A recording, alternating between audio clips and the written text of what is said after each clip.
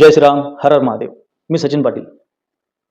उत्तम जानकर नावाच्या शरद पवार गटाच्या नेत्याने गणपती दारू पितो किंवा गणपती दारू प्यायला लागला असं उपमा देताना ज्या आपल्या प्रतिपक्षाच्या विरोधी पक्षाच्या किंवा विरोधी पक्षाच्या म्हटल्यापेक्षा त्यांच्यातल्याच आता बाहेर पडलेल्या अजित पवार गटाच्या नेत्याबद्दल म्हणजे दत्तात्रय भरणेबद्दल नाव न घेता टीका करताना गणपतीची उपमा देऊन हा 1.5 दिवसाचा गणपती दारू प्यायला लागला अशा पद्धतीची वल्गना केली. तो व्हिडिओ तुम्ही बघू शकता. साहेबांनी बारामतीमध्ये 1.5 दिवसाचा गणपती बसवला होता आणि हा गणपतीची लोकप्रियता एवढी वाढली होती की हा गणपती दूध प्यायचा म्हणून महाराष्ट्रभर बोलबाला झाला होता. आणि एक दिवस बातमी आली की हा गणपती दारू प्याला, भ्रष्ट झाला आणि म्हणून साहेबांनी 1.5 दिवसामध्ये या गणपतीचं विसर्जन केलं. यामध्ये तुम्हाला दिसत असेल की शाब्दिक कोटी करण्याच्या नादात किंवा दुसऱ्या भाषेत की स्वतःला कूल दाखवण्याच्या, फनी दाखवण्याच्या नादात, लोकांना हसवण्याच्या नादात हा उंदीर तोंडाचा व्यक्ती, त्याचं स्वतःचं तोंड उंदरासारखं आहे आणि उंदराला दारू पाजल्यानंतर जसा माणूस बिहेव करतो तशा पद्धतीचा याचं बिहेवियर आहे. तशा पद्धतीची त्याची बॉडी लँग्वेज, तशा पद्धतीचे त्याचे हावभाव आणि त्या पद्धतीनं तो बोलतोय. आणि बोलतो कोणाबद्दल? तर महाराष्ट्राचे नव्हे, संपूर्ण भारताचे जे आराध्य दैवत आहे. एखाद्या गोष्टीची सुरुवात करताना सुद्धा आपण त्या गोष्टीचा श्री गणेशा करूया असं म्हणतो.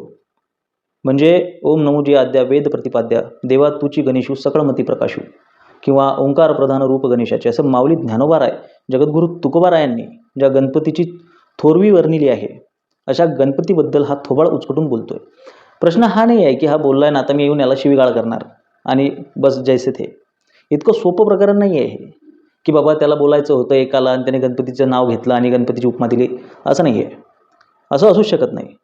सहज बोलता बोलता माणसाचा एखादा शब्द इकडे तिकडे जाऊ शकतो, स्लिप ऑफ टंग ज्याला म्हटलं जाते, किंवा अनइंटेन्शनली उद्देश नसताना एखादी गोष्ट बोलल्या जाऊ शकते, ते मी समजू शकतो.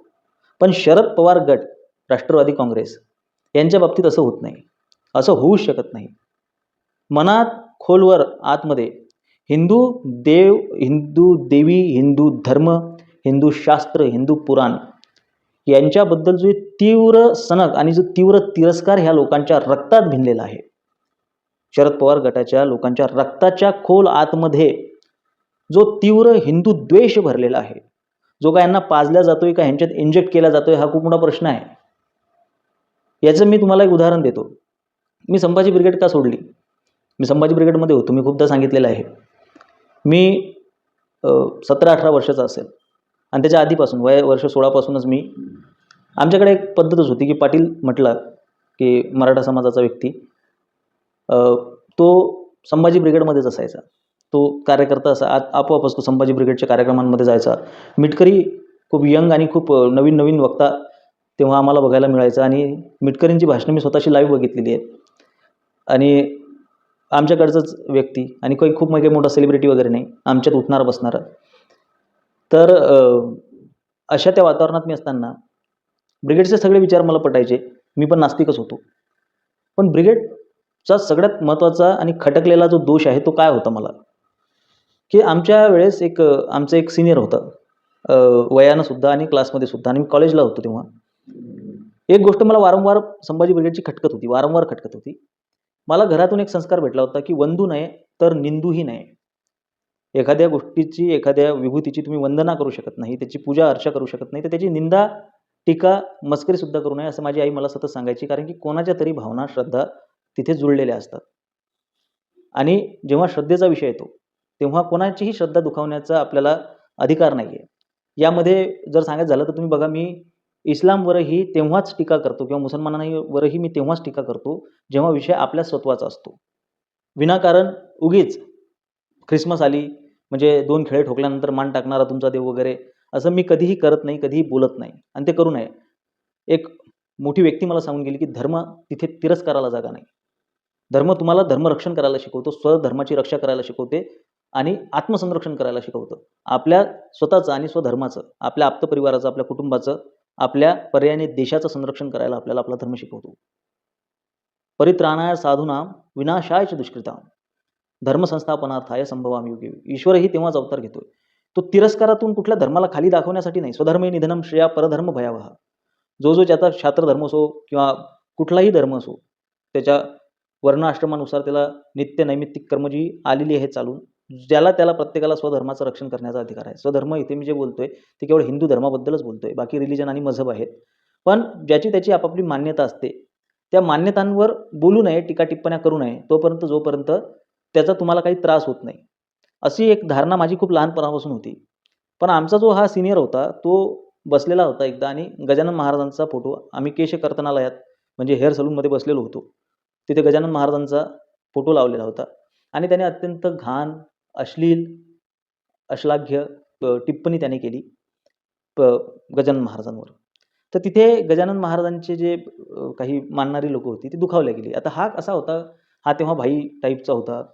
गळ्यात रुद्राक्षाच्या माळा होत्या, स्वतःला महादेवाचा भक्त सांगायचा आणि ब्रिगेडच्या प्रवाहामध्ये नवीन आलेला होता आणि नंतर तो महादेवाला शिव्या द्यायला लागला, तो भाग वेगळा.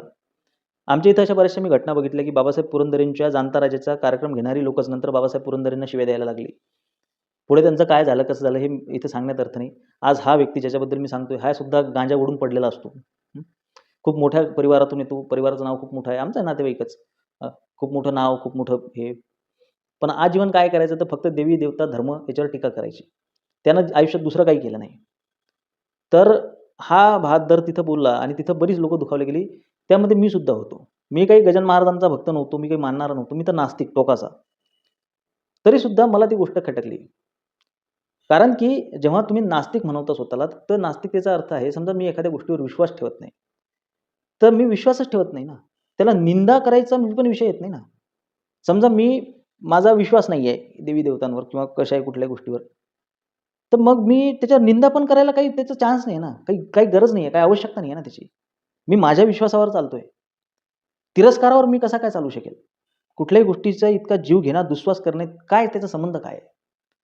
तेव्हा मला एक लक्षात आलं की मी या संघटनेपासून लांब जाण्याचं कारणच हे होतं की यांच्या बैठकींमध्ये, यांच्या भाषणांमध्ये, यांच्या संभाषणांमध्ये सर्वत्र यत्रतत्र सर्वत्र केवळ आणि केवळ हिंदू धर्म, हिंदू देवी देवता, ब्राह्मण ब्राह्मण म्हणून तुमच्या सर्व मान्यता, तुमच्या सर्व विचार, तुमचे सर्व परंपरा, तुमच्या सर्व प्रथा सगळ्यांना एक जात घोडे लावायचं काम हे लोक करत होते.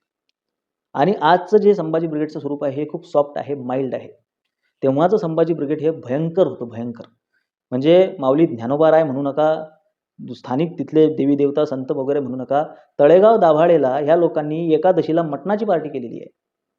आज रोजी बरेचसे पुरावे नष्ट झालेले आहेत. खूप साऱ्या गोष्टी आम्ही लिहून ठेवलेल्या, एक रेकॉर्डिंग गायब झाली. आमचे एक मित्र आहेत, तुम्ही सगळेजण ओळखता, त्यांनी मला सांगितलं होतं की एक इतकी भयंकर पुरुषोत्तम खेडेकर यांचं इतकं भयंकर रेकॉर्डेड स्टेटमेंट होतं, ते आम्हाला भेटत नाहीये. प्रचंड घातक, विघातक स्टेटमेंट होतं, म्हणून मी त्याबद्दल बोलत नाही. इतके प्रचंड घातक स्टेटमेंट मी यांचे ऐकलेले आहेत की यांना फक्त काय करायचं होतं, तर आमच्या हातात शस्त्र देऊन ब्राह्मण संपवा. अरे ब्राह्मणच नव्हे, तर संभाजी ब्रिगेडचं जे सुरुवातीचं स्वरूप होतं ते इतर जातींच्या सुद्धा तीव्र विरोधातलं होतं. हे बऱ्याचशा लोकांना याची कल्पना नाही आहे. इतर जातींबद्दल ब्रिगेडच्या सभांमध्ये काय बोलल्या जायचं हे आम्ही अनुभवलेलं आहे, बघितलेलं आहे. त्यामुळे आम्हाला ते माहिती आहे. इतर लोकांना त्या गोष्टीची कल्पना सुद्धा नाही आहे. तर अशा प्रकारे हे जेही मी ते बघितलं तेव्हा मला लक्षात आलं की हे जे डोस पाजल्या जातात याचा कुठंतरी काहीतरी म्होरक्या बसलेला आहे, कुठून तरी याची सूत्र हलत आहेत. आमच्या मनातून, आमच्या बुद्धीतून कायमस्वरूपी धर्म संपवणे हे यांचं प्राथमिक उद्देश राहिलेलं आहे. आणि त्याच संस्कारात वाढलेला यांचा प्रत्येक नेता, यांचा प्रत्येक व्यक्ती, यांचा प्रत्येक जो समर्थक आहे तो ह्याच विचारात वाढलेला आहे. मी नेहमी सांगतो की खेड्यागावामध्ये पाड्यापाड्यावर यांची एक विचारसरणी काम करते की तुम्ही जेव्हा धर्माचं काम करत असता तेव्हा यांच्यातले वरिष्ठ येऊन तुमच्या कुटुंबाला, तुमच्या कुटुंबातल्या वरिष्ठांना किंवा तुम्हाला समजून सांगण्याचा प्रयत्न करतात की अरे काय पडलंय त्याच्यात, आपल्याला काय करायचंय, राजकारण आहे ते, तू कशाला पडतोयस.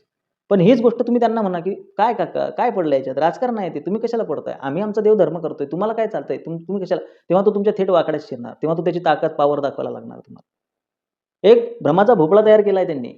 आपले सुद्धा पालक असे मूर्ख आहेत ना की ते सुद्धा त्याला बळी पडतात. हो तुमचा पोरगा बघा कामधंदे सोडून तिकडे धर्म करत फिरतोय, बोंबलत फिरतोय. अच्छा तुझा पोरगा काय करतोय, जमिनी लाटतोय, साखर कारखान्यात तिथं भागीदारी घेतोय, तो स्वतः मोठा होतोय, तो ते थेरं करतोय, बाया नाचवतोय कार्यक्रमांमध्ये आणि तू त्याला नगरसेवक म्हणून लॉन्च करणार आहेस. तू तेच करतोयस ना राजकारण, तू फक्त पैशासाठी करतोयस, आम्ही धर्मासाठी करतोय. पण आमच्या पालकांना असं वाटतं पैसा मोठा आहे, आमच्या आधीच्या पिढीने पैशाला एवढं मोठं करून ठेवलं आहे की त्यांनी गाथा, ज्ञानेश्वरी, तत्त्वज्ञान, भगवद्गीता सगळी मातीत घातली या लोकांच्या पायी, या लोकांना घाबरून. मी मागं स्वामी समर्थांच्या संदर्भात एक व्हिडिओ केला होता. तुम्हाला सांगतो तुमच्या माहितीसाठी, राष्ट्रवादी काँग्रेसमध्ये स्वामी समर्थांना मानणारी लोकं नाही, त्याच्यातला भाग नाही आहे. समर्थ रामदास स्वामींना मानणारी लोकं नाही, याच्यातला भाग नाही आहे. राजेश टोपे नाव तुम्ही ऐकलेलं आहे सगळ्यांनी. राजेश टोपेंच्या साखर कारखान्याचं नावच समर्थ साखर कारखाना आहे. ते समर्थ म्हणजे राष्ट्रसंत समर्थ रामदास स्वामी. आणि त्यांच्या त्या प्रांगणामध्ये मी ऐकलं आहे की तिथे शिवसमर्थाचा पुतळा सुद्धा होता. भविष्यात त्या प्रेशरमुळे तो काढून टाकला. या राजेश टोपे यांच्या वडिलांनी, आमचे एक मित्र आहे समर्थांच्या जीवनावर काम करतात, त्यांना अशी हातोहात देणगी दिली होती. इतकं त्यांची श्रद्धा आहे समर्थ रामदास स्वामींवर. पण आज रोजी ही लोकं जी समर्थ रामदास स्वामींवर श्रद्धा ठेवतात, स्वामी समर्थांवर श्रद्धा ठेवतात. स्वामी समर्थांवर श्रद्धा असलेला एक मोठा संस्थाचालक होता. त्याला आमच्या एका समर्थकाने माझा व्हिडिओ पाठवला तो स्वामी समर्थांवरचा. त्यांचं हे राजकारण आहे. मी त्याच्या व्हिडिओत बोललोय, तुमच्या घरातल्या बायका पोरी उचलून येतील हे. तेव्हा सुद्धा ही जी चेले चपाटे आहेत ना त्यांचे, ते तुम्हाला हे सांगतील तो राजकारणाचा भाग आहे. आणतील, सोडून देतील वापरून, काय त्याच्यात एवढं? काय मोठं त्याच्यात? ही मानसिकता, ही नपुंसकता, ही षंडत्व हे जे आहे ना, हे तुमच्या रक्तात भिनवण्याचं काम ही लोकं अविरत करत आहेत. हजारोचा समुदाय तिथं बसलेला आहे आणि हा गणपतीची उपमा देतोय दुसऱ्यावर टीका करण्यासाठी. त्याची जर का माय व्हॅली असेल ना, तर त्याने कुठल्या मुल्ला मौलवीची, कुठल्या पाद्र्याची, कुठल्या ख्रिस्ताची किंवा कुठल्या पैगंबराची उपमा देऊन कापून टाकतील ती लोकं. हिंदूंना अपमान सहन करण्याची इतकी घाण सवय लागलेली आहे. आणि ही सवय आपल्यामध्ये याच्यासाठी ही आपल्या भिनवल्या जाते ही सवय, की आपण न्यूट्रलाइज झालो पाहिजे. न्यूट्रलाइज म्हणजे काय? आपण उदासीन झालो पाहिजे स्वतःच्या धर्माबद्दल. म्हणजे एक स्वधर्माबद्दल, स्वतःच्या संस्कृतीबद्दल, स्वतःच्या परंपरेबद्दल उदासीन झालेला षंड हिंदू किंवा कुठलाही व्यक्ती, हिंदूच नाही कुठल्याही धर्माचा, तो तुम्ही एक अगोरा नावाचा चित्रपट आहे हॉलिवूडचा, आवर्जून बघा, की कशा पद्धतीने ख्रिस्ती धर्म ते जे तिथले मूर्तीपूजक जो समाज आहे, जे पेगन्स आहेत तिथल्या लोकांवर ते लोकं कसे हावी होतात. आणि ते लोकं जेव्हा ख्रिस्ती धर्माचा प्रचार प्रसार करत असतात, तेव्हा त्या संस्कृतीची लोकं, ती मूर्तीपूजक किंवा निसर्गपूजक लोकं, मूर्तीपूजक म्हटल्यापेक्षा निसर्गपूजक पेगन्स जी आहेत, ती लोकं तेव्हा सायन्स, टेक्नॉलॉजी, ढमुक सगळ्या गोष्टींवर रिसर्च करत असतात, मोठमोठे संशोधन करत असतात. ते मला तो आपल्या देशाशी इतका मिळता-जुळता चित्रपट वाटला, की तिथली लोकांना काही देणं-घेणं नाही, तिकडे बाहेर का चाललं. एक दिवस उद्रेक होतो त्या ख्रिस्ती धर्मप्रचारकांचा आणि ह्यांच्या कत्तली सुरू होतात. त्यातली नायिका आहे, कुत्र्याची मौत मरते ती, लक्षात घ्या. तुम्हीही असेच मरणार. जितके तुम्ही उदासीन होणार स्वधर्माबद्दल, तितके तुम्ही मरणाच्या दरवाजाच्या जवळ जाता, हे लक्षात ठेवा. ऐसेही मरोगे सालो, लक्षात घ्या. त्यानंतर तिथे इतका हजारोचा समुदाय बसलेला आहे आणि हा म्हणतोय की हा 1.5 दिवसाचा गणपती दारू प्यायला लागला. मी याची पार्श्वभूमी सांगितली. हे रक्तात आहे यांच्या, रक्तात. असं सहज बोललेला नाही आहे तो, रक्तात तो द्वेष भरला यांच्या. हे आपण समजून घेतलं पाहिजे की यांच्या नसानसात तो हिंदू द्वेष भरलेला आहे. जगद्गुरू तुकोबारायांचं उदाहरण देऊन गणपतीची विटंबना करण्याचा प्रकार मी काही दिवसांपूर्वी पाहिला. गेल्या वर्षी सुद्धा पाहिला होता. तुकोबारायांच्या अभंगांचे ते चुकीचे अर्थ काढायचे, स्वतःच्या मनानं अर्थ काढायचे. एका प्रमाणाला तुम्हाला दुसरं प्रमाण द्यावं लागतं आणि मग कुठल्या कॉन्टेक्स्टमध्ये जगद्गुरू तुकोबाराय बोलतायत हे तुम्हाला समजतं, कारण की गाथा समजायला ज्ञान नाही, भाव पाहिजे. मी वारंवार सांगतो. गणोबा विक्राळ लाडू मोदकाचा काळ म्हणून उपदेवतांची जगद्गुरू तुकोबारायांनी निंदा केली आहे, निषेध केला. मग तिथे बघा हे तुकोबारायांनी ह्या अभंगाचं उदाहरण देऊन वारकरी संप्रदायाला चालत नाही गणपती, अशा पद्धतीचा खोडसाळ प्रचार करण्याचा प्रयत्न केला. मी सुरुवातीलाच तुम्हाला एक ओवी सांगितली आणि एक अभंग सांगितला. एक माऊली ज्ञानोबारायांचा, एक जगद्गुरू तुकोबारायांचा. जगद्गुरू तुकोबारायांचा हरिपाठ आहे. त्या हरिपाठाच्या सुरुवातीला सुद्धा शारदेला आणि गणपतीला वंदन केलेलं आहे जगद्गुरू तुकोबारायांनी. ते कुठल्या कॉन्टेक्स्टमध्ये बोललेले आहेत माहिती आहे का? गणपती विक्राळ लाडू मोदकाचा काळ. तो जो काळ होता ना, तो काळ उपदेवतांच्या म्हणजे पूजनाचा किंवा त्यांच्या याचा प्रचार प्रसाराचा काळ होता आणि त्याच्यामुळे काय झालं होतं, खंड झाला होता धर्म आणि खूप जास्त प्रमाणामध्ये मतांतरं निर्माण झाली होती. त्याला मतवादी म्हणून किंवा शब्दज्ञानी म्हणून जगद्गुरू तुकोबारायांनी शब्द वापरलेला आहे. ह्या सगळ्या लोकांना एका धाग्यात ओवण्यासाठी, वैष्णव बनवण्यासाठी, सगळ्या लोकांना एकत्र आणण्यासाठी जगद्गुरू तुकोबारायांनी तत्कालीन सर्वच पंथांवर तुम्ही पंथाचं नाव घ्या, मी तुकोबारायांची टीका दाखवतो. याचा अर्थ तुकोबारायांनी शैवांवर टीका केली आहे, शाक्तांवर टीका केली, याचा अर्थ ते मानत नव्हते असला हरिहरा भेद नाही करू नये वाद, एकाचे हृदय गोडी साखरेच्या ठाई. त्याच जगद्गुरू तुकोबारायांनी, मी मागे एक अभंग टाकलेला आहे, यूट्यूबच्या कम्युनिटीवर सुद्धा टाकलेला आहे, की देवी म्हणून त्यांनी विठोबाचीच उपासना केलेली आहे आणि मनरूपी मेंढा मारून, म्हणजे मनाच्या स्वरूपात मेंढ्याचा बळी त्या देवीला द्यायचं त्यांनी गोष्ट केली आहे. म्हणजे जगद्गुरू तुकोबारायांनी सर्वच देवी देवतांची पूजा अर्चा केलेली आहे, सांगितलेली आहे. हनुमंत महाबळी, रावणाची दाढी प्रत्येकाची, शरण हनुमंता तुम्हा आलो रामदूता. गणपती सुद्धा हे तिन्ही लोकांचे जन्मस्थान सांगितलेलं आहे त्यांनी, जगद्गुरू तुकोबारायांनी.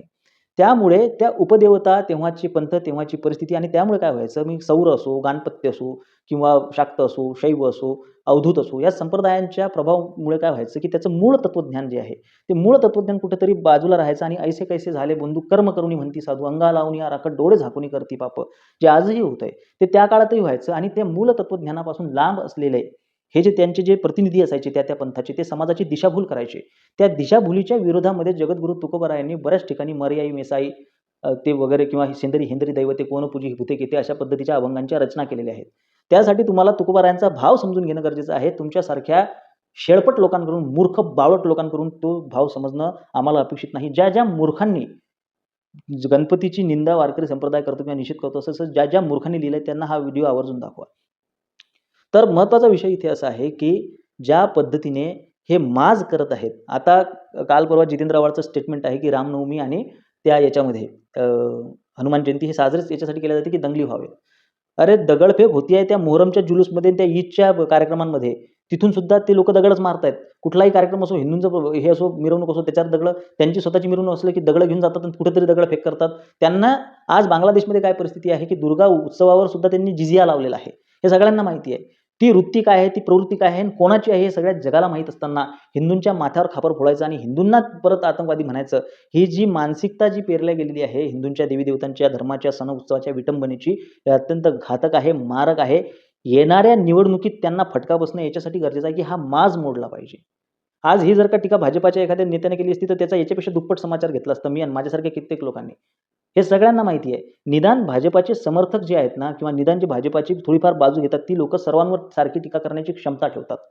तुमच्यासारखं लाळघोटेपणा करून गुलामी करत नाहीत, कुठली डोळे बंद करून कोणाच्या मागे जायचंय. अंधभक्त म्हणता तुम्ही, पण खरोखर अंधभक्त कोण आहेत, चमचे कोण आहेत, हे स्वतः लक्षात घ्या.